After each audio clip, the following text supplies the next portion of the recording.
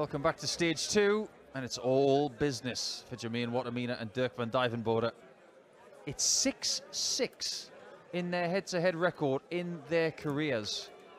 But this one cannot be 6-6.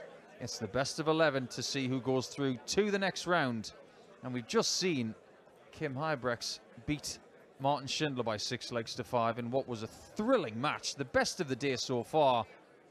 But you don't need to look too far to see the player that was involved in the game of the tournament last year, because that man right there with Ryan Searle provided us with more drama than we could poke a stick at just a shade under 12 months ago.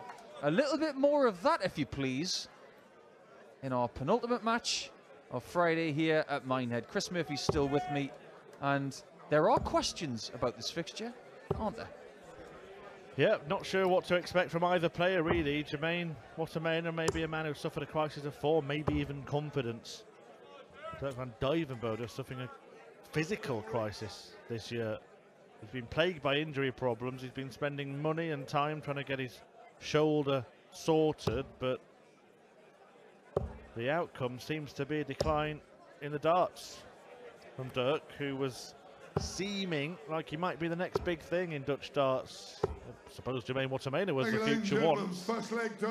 Neither have yet taken that step and won big tournaments. It seems a long way back to it for Wattimena, but Dirk van Duijvenbode is a man who must be in not just physical pain but emotional pain, knowing that this has happened at a point where he was so close to achieving that. Absolutely, he's had a great season, won 3 times on the floor. 59. But maybe it all came crashing down when he played in Trier against Luke Humphries in that final. It's a game he definitely could have won because he had championship shots, but you could see before your very eyes that he was very edgy in that key moment and just didn't get it done. 58. Had he won that tournament, the next few months may have been very different, but I think the turmoil of that, it took him a while to get over it. But now, there's physical implications as well. 58. He's just got a lot on his plate. Yeah, needs to keep his focus. Full focus from Jermaine Wattimena there. The magical maximum.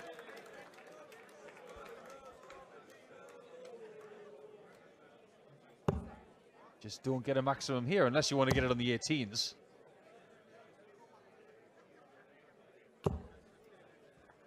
Not bad at all. 26. Not at all bad. And Wattimena's using a molded flight for the first time 68. that I can ever recall. So he's trying to find incremental changes that work for him. Let's find out if it works throughout the course of this game. Dirk needs double 16. Becomes a little trickier. Which way are you going to go, Dirk? Can you find a way? But he's overcooked that one. They require 136. Rapid, isn't he, Jermaine Wattimena? He doesn't hang around. But then again, most Dutch dart players from this generation don't hang around.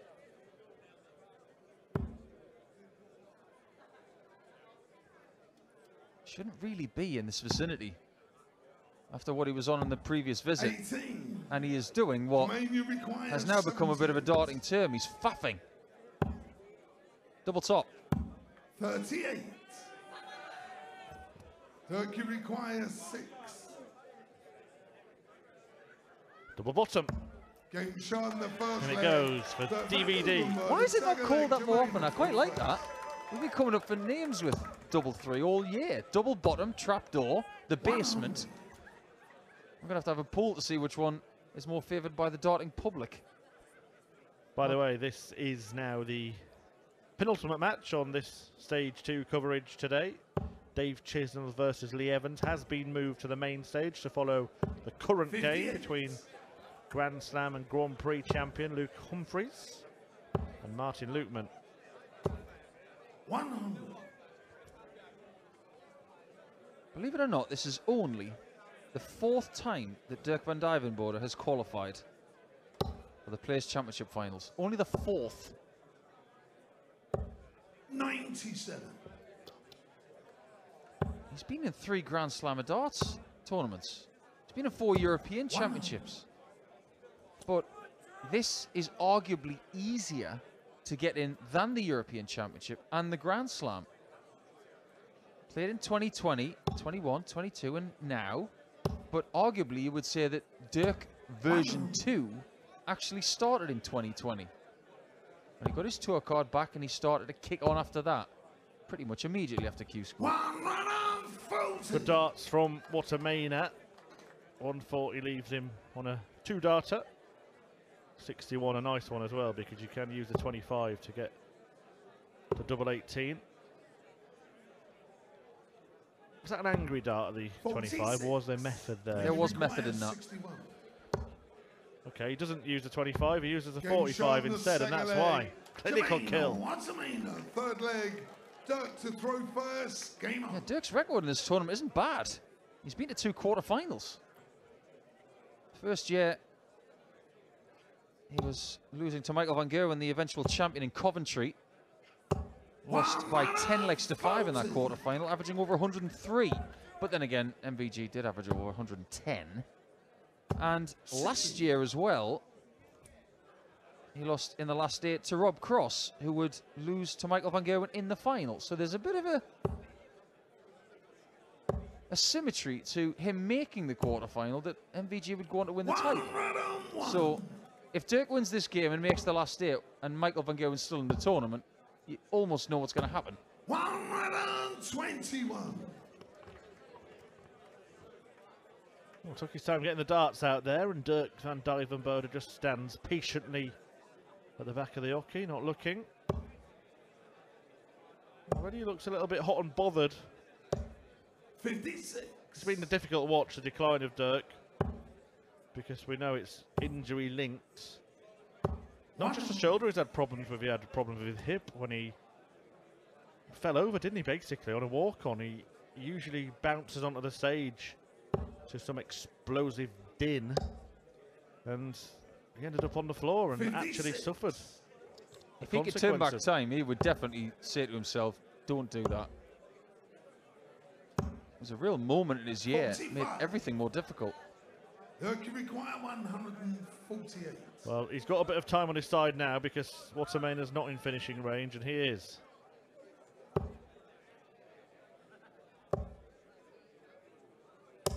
$58. Now here's a moment where you can pressurise. 90. And believe it or not, with 1 treble there, Dirk, this you is a require pressure shot now. 90. And he looks like a player that is not comfortable.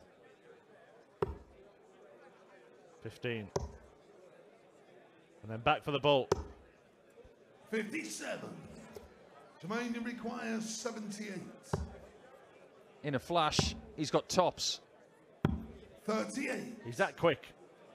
Jermaine Wattimena to the board. He's throwing his first dart before Van Duijvenbode has walked past him. This is interesting. Double 7. When have you ever seen Dirk van Duijvenbode go 5 for double Jermaine, you 14? require Or anywhere 40. to leave double 14? Just then, he did it. Just then. I know, Chris, but never thought he would do that. Well, Even Jermaine Wattimena's probably feeling a bit lost by that shot. Well, it leaves him in an awkward position now, doesn't it? Because he's left double 7. Well, he doesn't make it look awkward. Dirk van Duijvenbode, full flag Jermaine to throw first. And he is someone who actually has, in a roundabout sort of way, he does have a game named after him on the Dart Show podcast, the Dirk van Duijvenbode, which is brilliant, by the way. Yeah, it's based on mispronunciation of his surname, isn't it? Because he is the most mispronounced 46. darts player, apparently. It's not exactly hard if you just listen to it. Dirk van Duijvenbode. 100. Little trick is to think of a diving board, isn't it? Yeah. Speaking about Wattimena, his efforts in this tournament since 2016 when he made his debut, he's actually played in twice as many of these tournaments as Dirk, but has never been as far as Dirk. His best effort in 2017, 96. he made the last 16. So he's never made the final session. here in Minehead for the Players' Championship finals, but he was beaten by Steve Beaton in 2017 by 10 legs to 9. A particularly close game. And both players averaged 87, a bit of a nervy affair towards the end. 100.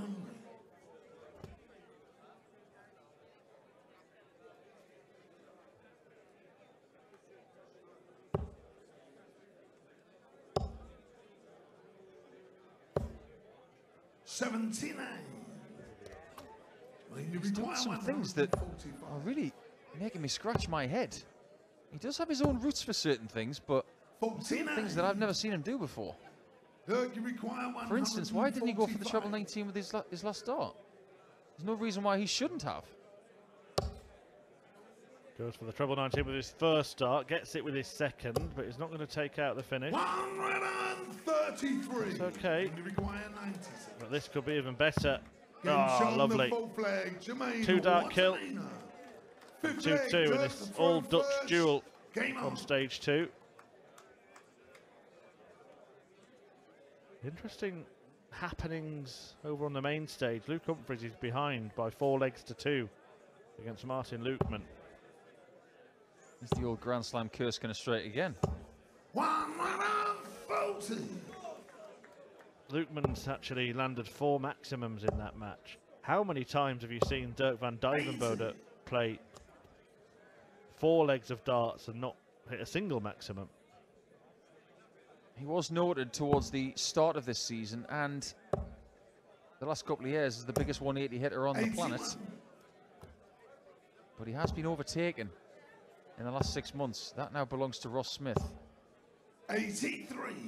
And remember that game between Dirk and Ross at last year's Worlds where they broke a record for most 180s in a best of 7 set match? I'd like to live through that again. That was, 35. for the want of a better phrase, I'll use a really good Geordie phrase, that was mint. 60. Dirk, you require 145.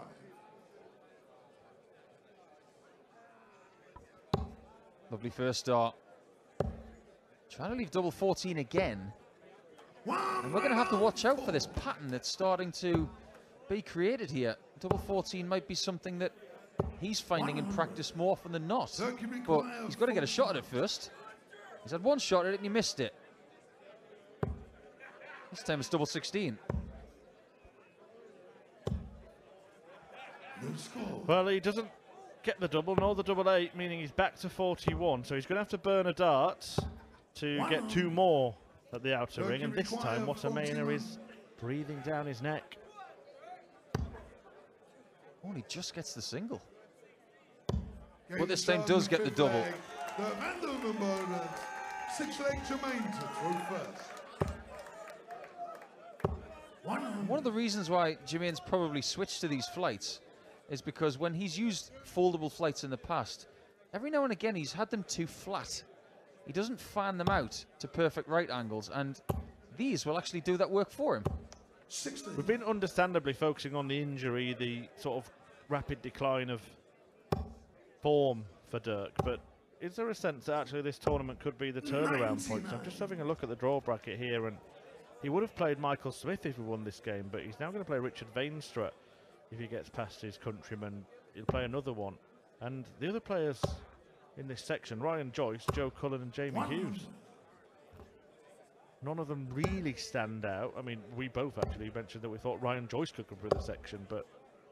Oh, I'm not taking that away from you. That was your call, and I agreed with it. But you went with it, and I said there's definitely something with it. On paper, well, Dirk's the highest seed in that section, and would then meet Damon Heta if it goes to seedings in the quarterfinals. There's an opportunity here for Dirk, isn't there? There is an opportunity, but you have to look at it objectively about what he's been doing lately. Has he been playing enough darts to be in the sort of form that we've got statistically for the air? And I say no. He hasn't played a Players' Championship since the 29th of September. He hasn't played a great deal since then. And with injuries, how much can you realistically practice? And we shouldn't dismiss a fully fit Wattimena either. He's playing some decent stuff here. 11 scores. He's not over the line in a leg, but he should be in his next visit. He's himself at a couple of 180s, and Yet again, Dirk is struggling, languishing in the low 80s in terms of the average. This is a man who's been hitting 110 averages at times. Game shot in the 6th leg. Jermaine Wattimena. There you go, 32 hits in a flash. Dirk to throw first. Game on. What has Dirk got in the locker for the next, possibly, 5 legs?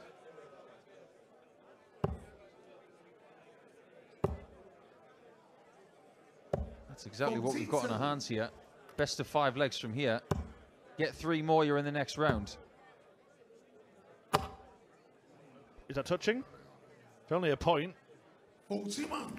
But he'll take it. Well, if it was not touching, I wouldn't get mad. There's a nice little Matthew Perry salute. Yeah, but just showcasing the rules. The point doesn't have to be penetrating the size or just touching it. So he got the 1 point. I think you do get more deflections like that with molded flights than you do with foldables. They tend to be more violent. However, the science tells us that molded flights give you less deflections, but if you do get one, it tends to be more violent. Wattimena comes through this one. It's a chance for a bit of revenge on Richard Veenstra, because he was the one who knocked him out of the Grand Slam qualifier. He'd won matches against both Lee Evans and Kevin Burness before Veenstra beat him 5-4, the last leg decider. 59. Both players not really struggling when it comes to anything for the rest of the year. Jermaine is inside the top 50 projected, and he shouldn't really be looking over his shoulder at the possibility of Q School, as long as he's doing good things until the end of the season. He only just qualified for the World Championship, however, 28th out of 32 qualifiers. Is he going for the ball? 58. He goes for that. He hits it probably once out of every 49 hits. So it was a lie that put him off. And it worked out to be the right call. I think he did the right thing. I think the layup was perfect. Turns out very well. That's a break throw. Well, breaking news from the main stage. Remember, a few moments ago, seemingly about 3 minutes ago, we told you that Martin Lukeman was 4-2 up on Luke Humphries, and Humphries was in danger of departure. Danger has been averted. Humphries won 4 successive legs in no time at all and won the match 6-4. Just like that. Sign of a champion. Sign of someone who likes to win. He hasn't lost a match in a little while. Well, he wound up averaging 99.67. That is a very respectable performance. Jermaine Wattimena is outmaxing Dirk van Duijvenbode to some tune here. That's 3 for Wattimena, and Dirk hasn't hit any. He's outdoing Dirk in every department, and there's very little coming back because Dirk is in mental pain and physical pain. When it's like this, darts is so hard.